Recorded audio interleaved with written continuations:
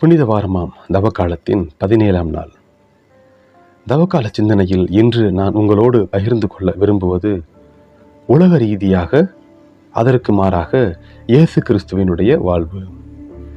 எல்லா விதத்திலும் கர்த்தராகிய ஆண்டவராகிய இயேசு கிறிஸ்து இந்த உலகத்தில் நாம் எப்படி வாழ வேண்டும் என்று வாழ்ந்து காண்பித்து சென்றிருக்கிறார். வெறுமனை பழைய ஏற்பாட்டில் மற்றும் புதிய ஏற்பாட்டில் உள்ள குறிப்புகளில் மத்தியில் மட்டும் அல்ல, மாறாக இயேசு கிறிஸ்துவே எப்படி நாம் இருக்க வேண்டும் என்று வாழ்ந்து காண்பித்து சென்றிருக்கிறார். இந்த உலகம் நமக்கு காண்பிக்கக்கூடிய தப்பறைகள் என்ன? அதிலும் சிறப்பாக சினிமா, நுகர்வு கலாச்சாரம், விளம்பரம், சின்னத்திரை போன்ற ஊடகங்கள் நமக்கு எப்படியான விஷயங்களை போதிக்கிறது, செயல்படுத்த சொல்லுகிறது? ஒரு இளம்பெண், ஒரு ஆண் மற்றும் ஒரு பெண்ணுடைய தொடர்பு, கணவன் மனைவி, குடும்ப ரீதியான பிள்ளைகளின் வளர்ப்பு, இவற்றையெல்லாம் இந்த உலகம் மிக மோசமாக சித்தரிக்கிறது. இளமை காலங்களில் நீ சந்தோஷமா இரு, இப்படி வேணாலும் ஹாப்பியா இரு, இதுதான் வாழ்க்கை. இந்த வயசு போயிடுச்சுன்னா திரும்பி வராது. எங்கு பார்த்தாலும் இன்றைய நாளில் போதை கலாச்சாரம். ஆனால் கிறிஸ்துவின் வாழ்வு சொல்வது என்ன? உன் வாலிப நாட்களில் உன்னை படைத்த இறைவனை நினை. இதை யாரும் சொல்லிக் கொடுப்பது அல்ல. இதை பற்றி யாரும் வீடுகளில் பேசுவது கூட கிடையாது. விவிலிய வார்த்தைகளை, சிந்தனைகளை, புனிதர்களின் வாழ்க்கைகளை எந்த குடும்பத்தில் நாம் பேசுகின்றோம்? புனித சவேரியார், புனித இஞ்ஞாசியார், புனித அவேளா தெரசம்மாள், புனித குழந்தை தெரசம்மாள், இவர்களுடைய வாழ்க்கையை பற்றி இன்று நாம் எங்கு பேசுகிறோம்? நாம் பேசுவதெல்லாம் விளம்பரங்களை பற்றி, டிவியை பற்றி, எதிர்காலத்தை பற்றி, கவலைகள், கண்ணீர்கள். ஆனால் இவை அனைத்தும் அனைவருக்கும் சமம். உலகத்தில் நாம் பிறந்ததாலே இவை அனைத்தையும் நாம் ஃபேஸ் பண்ணி தான் ஆகணும். ஆனால் கிறிஸ்து தரக்கூடிய வாழ்வை பற்றி நாம் பேசுகிறோமா?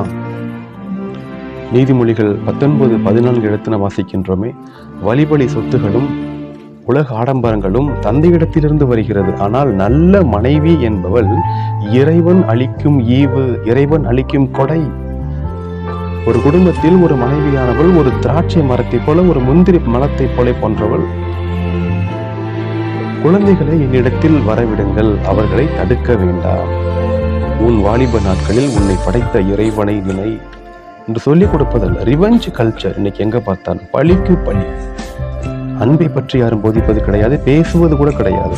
சினிமா நட்சத்திரங்கள் அனைவரும் இன்று போதை கலாச்சாரம், நுகர்வு கலாச்சாரம், ஒரு பெண்ணை இழிவாக சித்தரிப்பது, மோசமாக பேசுவது, நகைச்சுவை கூட பெண்களை பற்றி கேவலமாக சித்தரிப்பது, அவற்றை நாம் மகிழ்கிறோம், அவற்றில் நாம் என்ஜாய் பண்றோம்.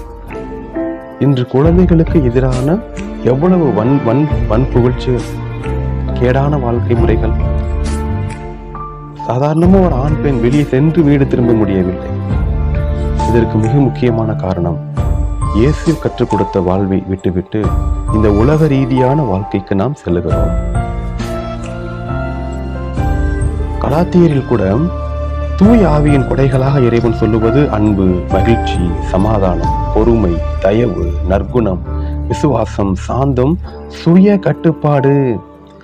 இன்றைய தினத்தில் இளைஞர்களிடத்தில் இல்லாத ஒரு வாழ்க்கையாக, இளைஞர்கள் செயல்படுத்த முடியாத ஒரு நிகழ்வாக இருப்பது சுய கட்டுப்பாடு. ஒரு ரேஷன் கடையில போய் ஒரு 10 நிமிஷம் நிக்கிறதுக்கு நம்மால முடியல. ஆகையால் இந்த உலக ரீதியான காரியங்களுக்கு நாம் செல்லாமல் இயேசுவின் வாழ்வில் நாம் கற்றுக்கொண்ட வாழ்க்கைக்கு வாழ்வோம், வருவோம், அவரோடு இணைந்து வாழ்வோம். இந்த பாடலை சிந்திப்போம். நானும் என் வீடும் என் வீட்டார் அனைவரும் ஓயாமல் நன்றி சொல்வோம்.